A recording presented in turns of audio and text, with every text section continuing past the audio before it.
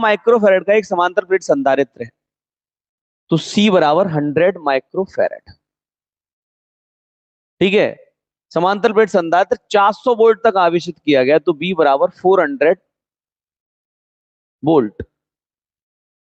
ठीक है, यदि इसकी प्लेटों के बीच की दूरी आधी कर दें तो ये नया विभवांतर क्या होगा और संचित ऊर्जा में क्या परिवर्तन होगा, ये सवाल पूछ लिया भाई। देखो सवाल थोड़ा सा घुमा के पूछा है, तो एक काम करते हैं, पहले पहले एक काम करो बच्चों कि पहले आवेश निकाल लो संधारित्र पर, क्योंकि प्लेटों के बीच की दूरी दोगुनी कर दो आधी कर दो तो आवेश तो नहीं बदलेगा। बीच की दूरी बदलने पर विभव बदल सकता है, आवेश तो नहीं बदलेगा ना। देखो C बराबर Q अपॉन V से, Q बराबर CV, तो Q बराबर C की वैल्यू कितनी है 100 10 पे घात माइनस की 6, क्योंकि माइक्रो में तो 100 गुणा 10 पे घात माइनस की 6 फेरेड, और इनटू 400 ये है, तो Q बराबर हो जाएगा बेटा 4 गुणा 10 पे घात ये 2 जीरो और ये 2 जीरो 4 और 10 पे घात माइनस के 6, तो आप Q बराबर लिख सकते हैं 4 गुणा 10 पे घात माइनस के 2 कूलाम। ये इसकी क्या आ गई, Q आ गया। ठीक है, अच्छा Q आ गया आपका बच्चों यहां से। अब कह रहा है कि प्लेटों के बीच की दूरी आधी कर दे तो विभवांतर क्या होगा। प्लेटों के बीच की दूरी आधी करने पर, प्लेटों के बीच की दूरी आधी करने पर, आधी करने पर धारिता, धारिता दोगुनी हो जाएगी।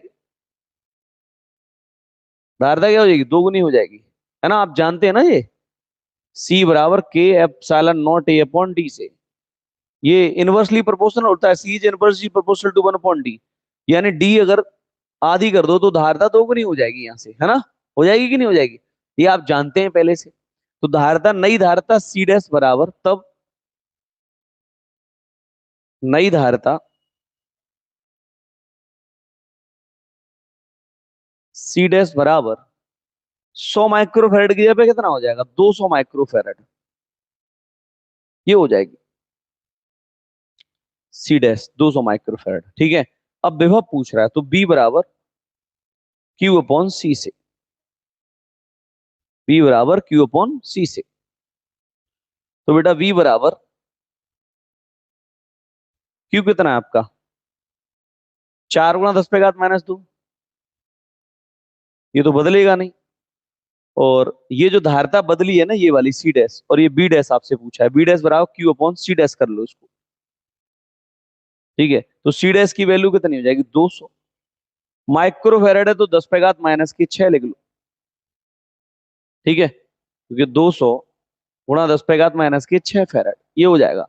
अब इसे थोड़ा आगे बढ़ाते हैं, तो बेटा V डैश बराबर आएगा आपका 4 गुणा 10 पे घात माइनस की 2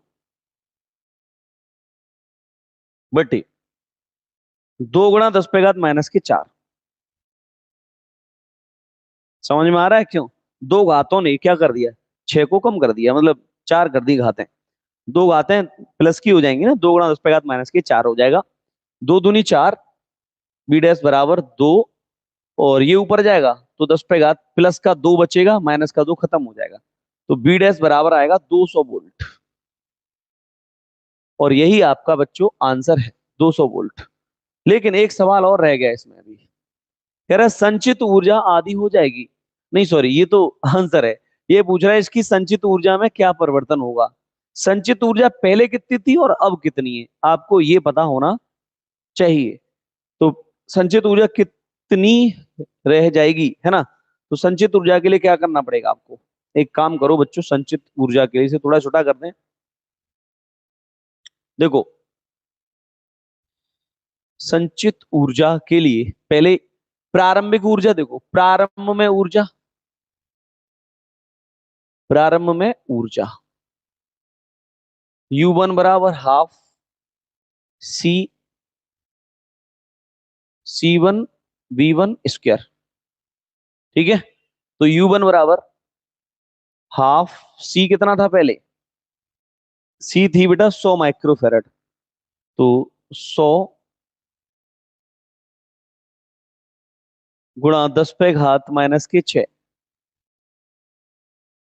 और वी कितना था पहले बेटा, वी आपका 400 वोल्ट था, तो 400 का स्क्वायर।